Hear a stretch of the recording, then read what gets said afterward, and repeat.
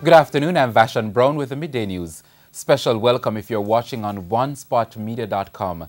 A reminder as well that you can watch TVJ live by downloading our One Spot Media app in the Google Play Store or the App Store. That's the number 1 followed by the words Spot Media. Crime figures show that the number of murders recorded in Jamaica in June was the highest for a month in more than 10 years. 154 persons were murdered during the month. This was an average of 5 murders daily. 136 persons were killed in May as the authorities grapple with an upsurge in murders and shootings across the country. 725 cases of homicide have been recorded across Jamaica since the start of 2017, compared to 608 during the corresponding period last year. St. James has the highest number of murders, 141 so far this year. Westmoreland and the St. Catherine North Police Division each recorded 70 murders, followed by Clarendon with 68. 38 persons were murdered in Hanover, up from 18 during the corresponding period last year. There was also an increase in the number of persons killed in the Kingston West Police Division between January and June. Murders in the division increased from 25 last year to 46 this year. In Westmoreland, there are still concerns about the hike in murders. It's reported that over 15 gangs operate in the parish, which contribute to a lot of the murders in the parish. Head of the Westmoreland Police, Senior Superintendent Egbert Parkins, was speaking at a meeting held in the parish recently. He's insisting that the majority of the crimes committed in the area are gang-related. Most of the time, they are fighting over scamming funds. They are fighting over guns gone missing. They're fighting over a family member being disrespected. And they're fighting also for leadership within the gangs. With the Zones of Special Operations Act seemingly on the verge of being enacted, one attorney is drawing attention to what he sees is another failed attempt at crime fighting waiting to happen. Peter Champagny voiced some of his concerns on TVJ's Smile Jamaica this morning. TVJ's Herman Green has more. In light of the seeming out-of-control murder rate this year, attorney-at-law Peter Champagny says, in theory, the Zones of Special Operations Bill presents a good concept. He, however, says in reality, it is nothing but a consolidation of existing laws.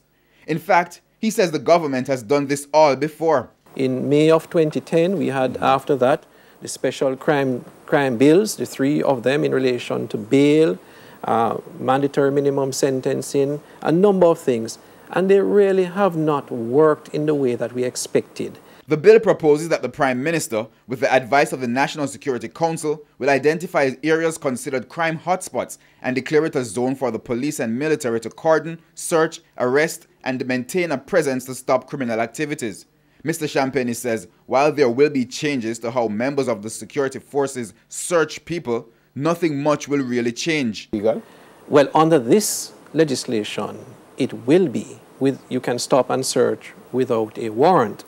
But quite frankly, that has been happening for quite some time, you know. So, but that's wrong. It is wrong. It is wrong. But this new law allows that to happen. He says while the bill proposes measures to protect rights, he's also concerned about the possible abuse with the new sweeping powers of the security forces. TVJ News recently noted the vehicle challenge police stations in St. Anne are facing. Mr. Champagny argues that a greater allocation of resources to the Justice Ministry and the National Security Ministry is what is really needed. How are you going to effectively enforce this legislation when you don't have enough cars, you don't have enough body cameras for persons to wear?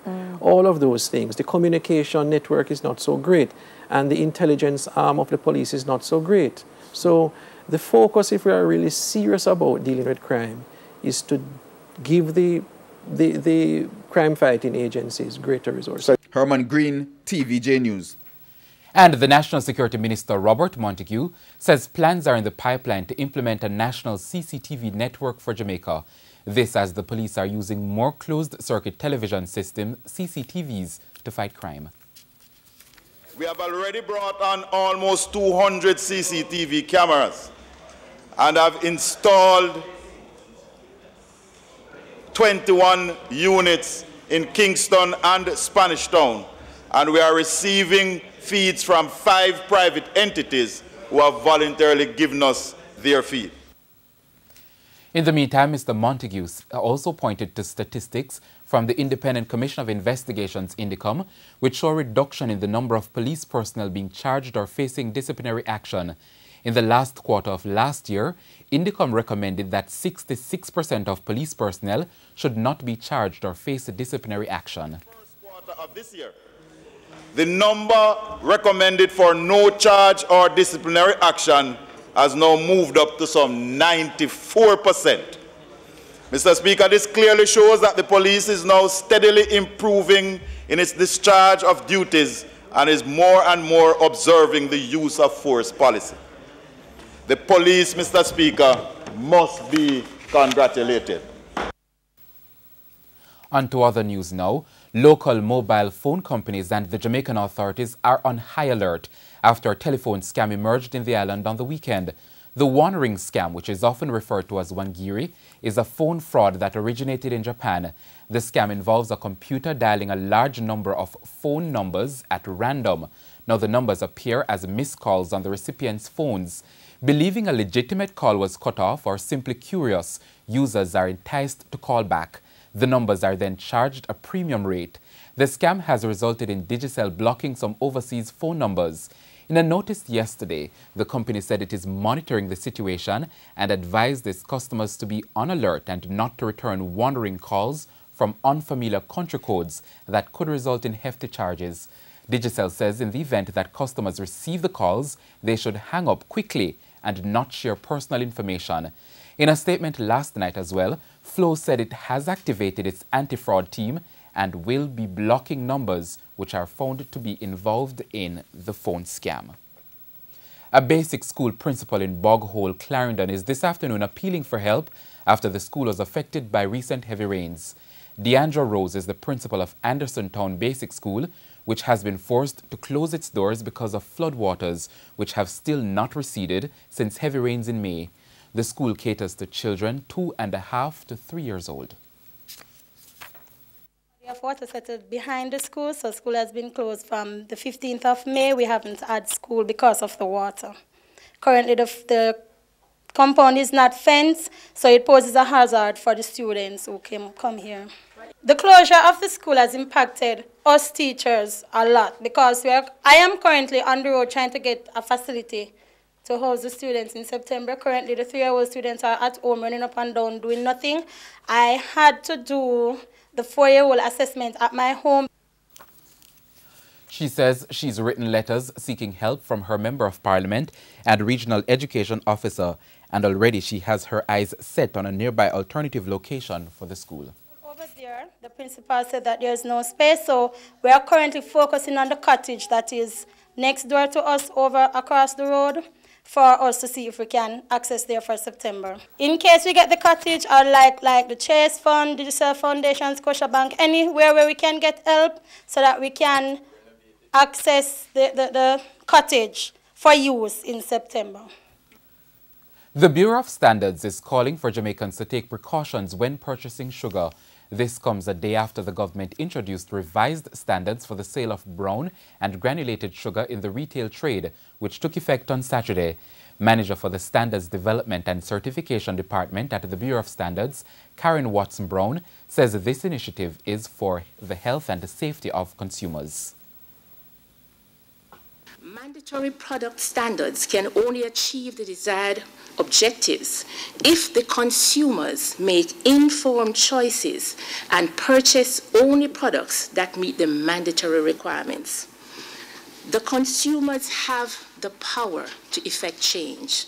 The Bureau of Standards Jamaica acknowledges the power of our Jamaican consumers and encourages them to make the right choice. Chief Executive Officer of National Compliance and Regulation, Loris Edwards-Brown, says the Bureau will be monitoring all packaging.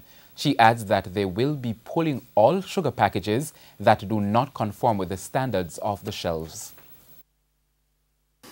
Since March, April, we've been collecting samples in the field to see how ready we are as a country with this standard. And to date, we have collected over 113 samples of products in the market.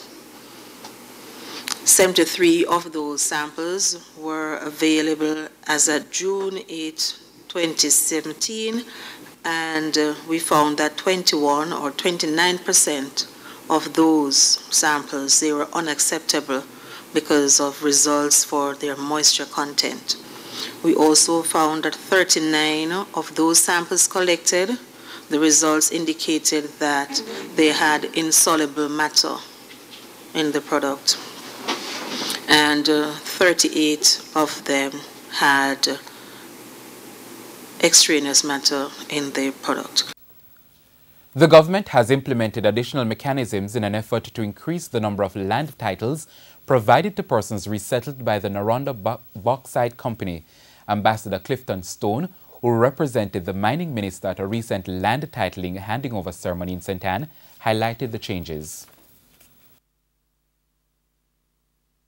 The government of Jamaica implemented the following additional mechanisms. Firstly, they created a special facilitatory system involving the parish councils and other government of Jamaica entities to allow for the rapid and timely approval of subdivisions. Secondly, the facilitation of an open door approach with the Register of Titles to consider various reasonable requests presented by the bauxite mining companies and to simplify various rules while ensuring the integrity of the various systems to have titles prepared in a relatively short period of time. Vice President and the General Manager Delroy Dell urged recipients of the titles to secure the document as it is a tool of immense value. I want to remind you, a couple of the speakers spoke to it, that it is not just a piece of paper. It should be an investment to upgrade your own value and your own network. It is key to doing so many things you have long wanted to do.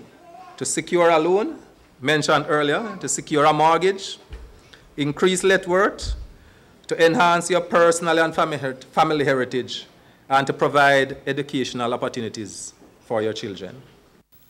In Westmoreland, the family's dream came true when they received a wheelchair for their son who is unable to walk. The Delian family in Fort Williams has been trying to source a wheelchair for their son Alex Delian for the past 16 years. Alex, who will be 16 next month, was born paralyzed. His parents, Carleen and Ivan Delian, says it has been hard as their salaries are not sufficient. It was very hard. When I had to take him to the doctor, it was difficult. Take him to the health center, it wasn't there because I doesn't have the strength to take him from and forth. Right. So I had to just keep him recorded at home. Pampers is the main thing. I have it very hard. Food stuff and juice. Blanket and all them something he need while whole time body very tender and he needs something to keep him body warm. The wheelchair was presented to them by Trevor Mushet, a former caretaker of the community. He's pleading to corporate Jamaica to assist more with the poor. Who see the need?